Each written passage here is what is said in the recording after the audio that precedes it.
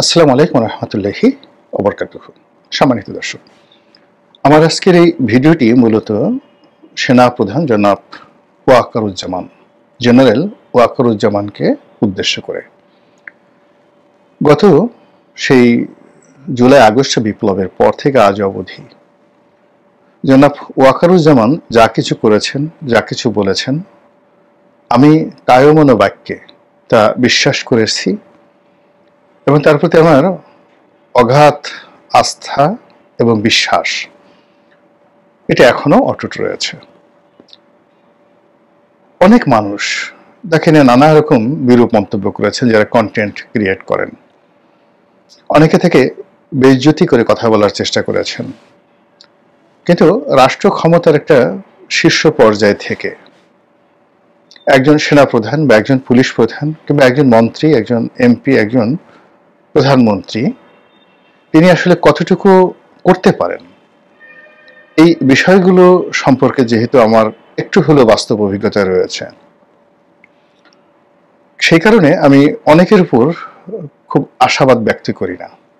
এক, দুই নম্বর হলো যে কাউকে সম্মান জানানোর ক্ষেত্রে বা কাউকে নিয়ে কটূক্তি করার ক্ষেত্রে আমি সতর্কতা অবলম্বন করি, যেন আমার কোনো কথা দ্বারা, কর্ম দ্বারা কোনো মানুষের পথে বাধা এবং বিঘ্ন তৈরি না হয়। তো সেই ক্ষেত্রে জেনারেল ওয়াকারুজ্জামান যেন আমার দ্বারা কোনো অবস্থাতেই তিনি আহত না হন, আমি সবসময় চেষ্টা করেছি সেইভাবে আমার যে সংযম এটা প্রদর্শন করার জন্য। এখানে একটা বিষয় হলো যে আমরা সবাই স্পষ্টভাবে জানি যে এখন তিনটি ক্ষমতার বলয় রয়েছে।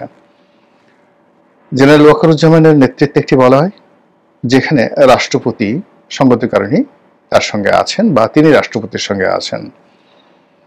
তার সাহায্য ছাড়া রাষ্ট্রপতি 1 মিনিট টিকে থাকতে পারতেন না এবং আগামীতে পারবেন না। এটা হলো বাস্তব অবস্থা। দ্বিতীয় হলো ডক্টর মোহাম্মদ ইউনূসকে কেন্দ্র করে একটি বলয়, আর তৃতীয় হলো বহির্শত্রু, বহির্দেশ বা বন্ধু দেশ।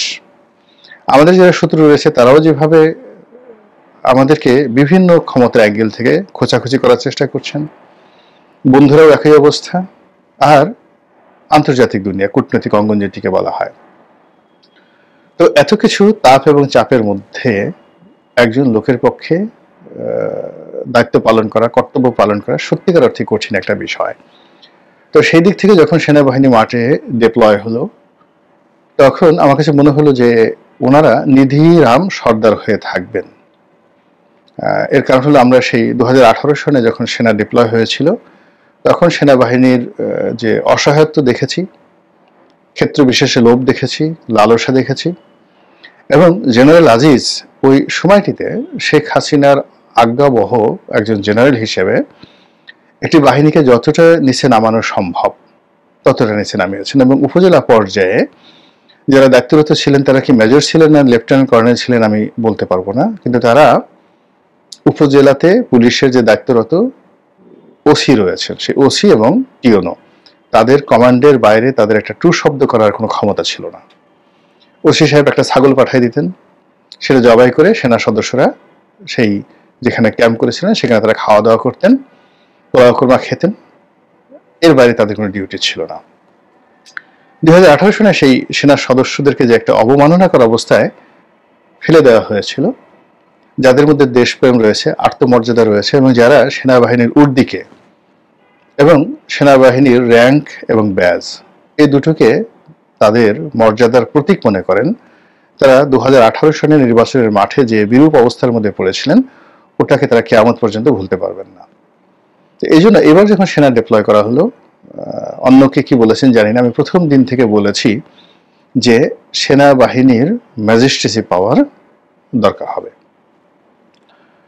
ম্যাজিস্ট্রেসি পাওয়ার ছাড়া তারা কিছুই করতে পারবে না।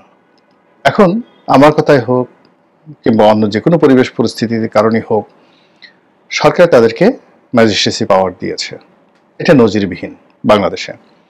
কিন্তু সেই নজিরবিহীন ম্যাজিস্ট্রেসি পাওয়ার নিয়ে আইন শৃঙ্খলা রক্ষা, জনমনে প্রশান্তি আনা এবং রাষ্ট্রকে একটি নির্দিষ্ট দিকে নেওয়ার জন্য সেনাবাহিনীর প্রতি মানুষের যে আশা আকাঙ্ক্ষা, তা 1%ও হয়নি।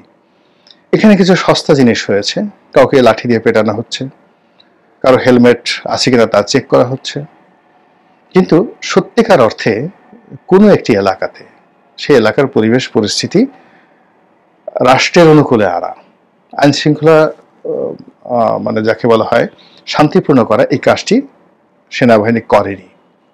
কেন করেনি, কি জন্য করেনি, এটা নিয়ে বহু তর্ক আছে, বিতর্ক রয়েছে। কিন্তু এখানে সেনাপ্রধান ওয়াকারুজ্জামানকে নিয়ে আমি যে কথাটা বলতে চাই সেটি হলো, এখনো পর্যন্ত তার অধীনে যেভাবে কমান্ড রয়েছে, এখনো পর্যন্ত তার প্রতি লোকজনের যে বিশ্বাস এবং আস্থা অব্যাহত রয়েছে, যেটি বাংলাদেশে বিরল, ইতিপূর্বে কখনো হয়নি। এক। দুই নম্বর হলো যে তিনি যদি এই পুরো পরিস্থিতিকে নিয়ন্ত্রণ করতে না পারেন, ইতিহাস তাকে ক্ষমা করবে না, এবং তার জীবনে এতটা বিপর্যয় নেমে আসবে যে বিপর্যয় কোনো সেনাপ্রধান, কোনো মন্ত্রী, কোনো এমপি কারোর জীবনে কখনো ঘটেনি। বাংলাদেশে পরিস্থিতি সেদিকে এগুচ্ছে। আর এই কথাটা এখন খুব নিষ্ঠুরভাবে আমাকে বলতে হচ্ছে এই কারণে যে আমরা ডক্টর মোহাম্মদ ইউনূসকে যে প্রধান উপদেষ্টা মেনে নিয়েছি সেনাবাহিনী প্রধানের কথায়, তার পছন্দে। তিনি যদি না চাইতেন এটা হতো না। এর কারণ হলো শেখ হাসিনা পালিয়ে যাওয়ার পরে পুরো মানুষের, দেশের যে কনসেন্ট্রেশন, সেই কনসেন্ট্রেশন ছিল ক্যান্টনমেন্টের দিকে, সেনাবাহিনীর দিকে। সেনাপ্রধান ওয়াকারুজ্জামান যদি ওই দিন চিফ মার্শাল অ্যাডমিনিস্ট্রেটর হতে চাইতেন, সেদিন যদি প্রেসিডেন্ট হতে চাইতেন, সারা বাংলাদেশ কায়মনোবাক্যে তাকে মেনে নিত। এমনকি বিএনপি 2-3 বছরের মধ্যে কোনো টু শব্দ করতো না। আমি বিএনপির একেবারে শীর্ষ পর্যায়ের সাথে কথাবার্তা যখন বলেছি, সবসময় আমরা চেয়েছি যে একটা ইন্টারভেন হোক, শেখ হাসিনার পতন হোক, সেনাবাহিনী ক্ষমতায় আসুক এবং 5-6 বছর তারা ক্ষমতায় থাকুক, একটা লেভেল প্লেয়িং ফিল্ড করার জন্য। কিন্তু সেনাপ্রধান নিজের দুর্বলতার জন্য হোক, অক্ষমতার জন্য হোক, স্নায়বিক দুর্বলতার জন্য হোক, ব্যক্তিত্বের জন্য হোক, ভয়ের জন্য হোক, নির্লিপ্ততার জন্য হোক, হোয়াট এভার মেবি, তিনি ক্ষমতা না নিয়ে তিনি ক্ষমতা দিয়েছেন ডক্টর মোহাম্মদ ইউনূসের হাতে। এবং তিনি যেভাবে রাজনীতিবিদদেরকে ডেকেছেন, অন্য কোনো মানুষ ডাকলে যেত না, রাজনীতিবিদরা তাকে বিশ্বাস করেছে। তিনি জনগণকে যে দৃঢ়তার সঙ্গে বলেছেন যে আমি দায়িত্ব নিলাম, সেই দায়িত্ব 1%ও তিনি পালন করেননি।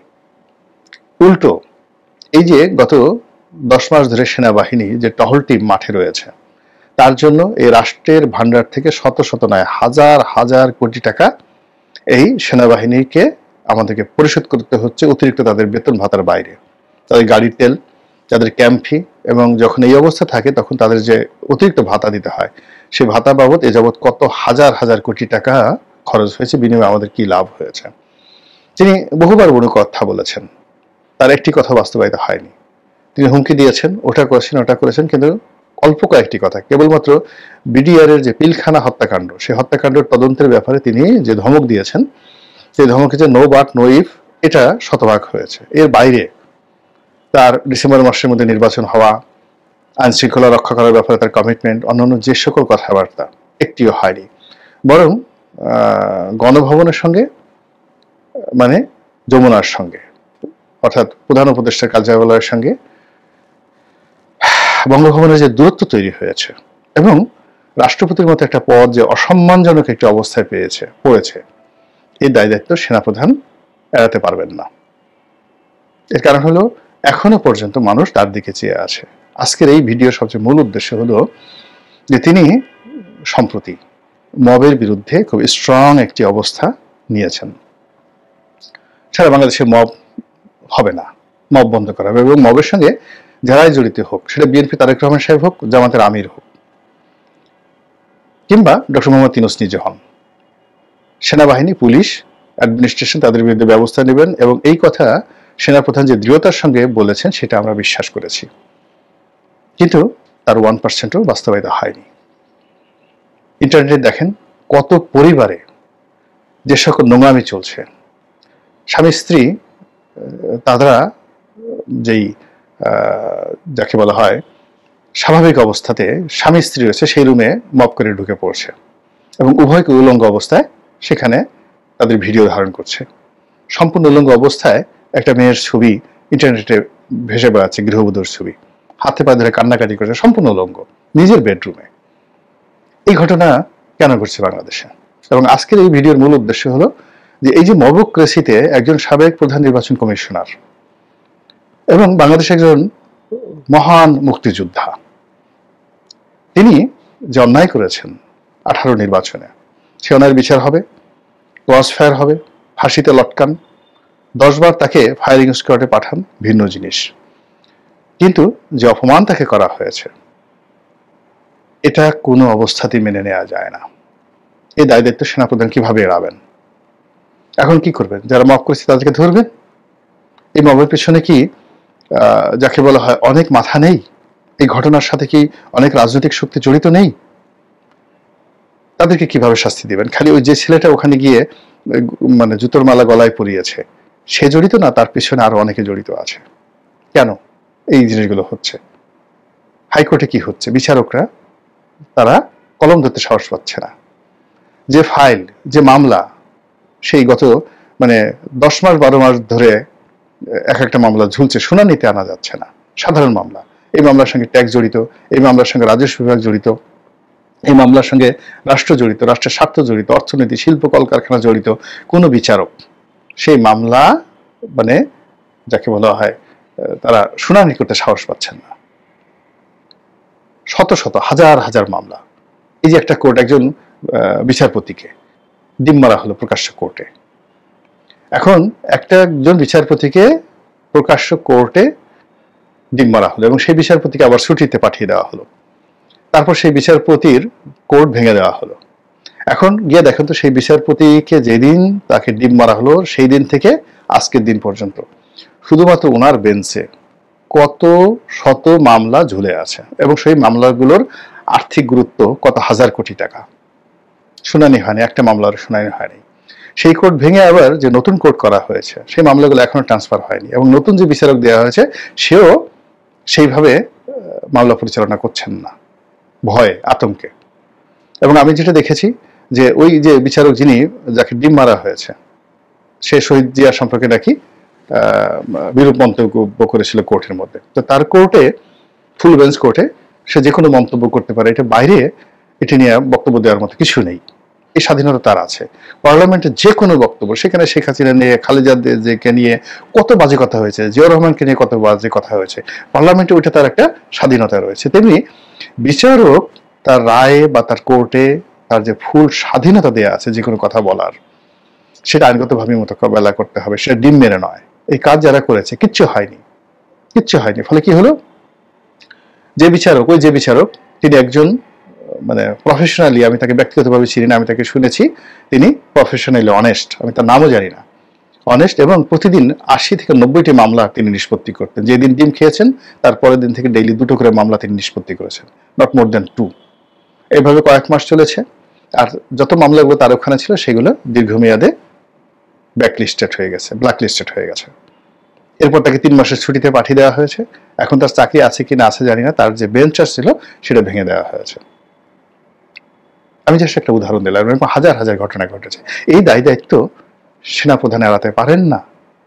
সর্বশেষ তিনি মবের বিরুদ্ধে যে কথা বলেছেন, সে কথা বলার পরে এই যে সিসি নুরুল হুদা সাহেব পুরো দক্ষিণাঞ্চলে তার মতো, তাকে বলা হয় টাইগার হুদা, তার মতো ওইরকম সাহসী বীর মুক্তিযোদ্ধা একজনও নাই দক্ষিণ অঞ্চলে। শাহজাহান ওমর, নুরুল হুদা, ওনারা এই সমপর্যায়ের যোদ্ধা ছিলেন। একজন সিভিল সার্ভিসের কর্মকর্তা হয়ে তিনি পুরো পটুয়াখালী ডিস্ট্রিক্টের কমান্ডার ছিলেন।